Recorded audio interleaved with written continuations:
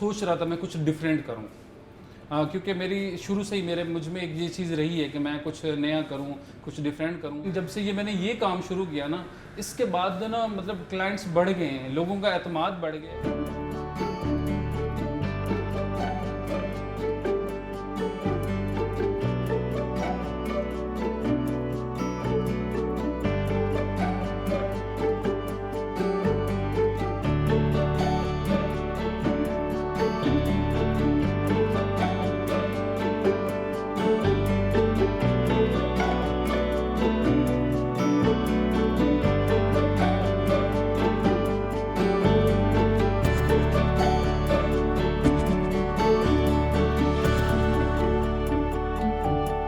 Skin से बहुत दूर होती है आग, बस बालों के ऊपर ऊपर लगी होती है, तो बहुत अच्छा फील होता है।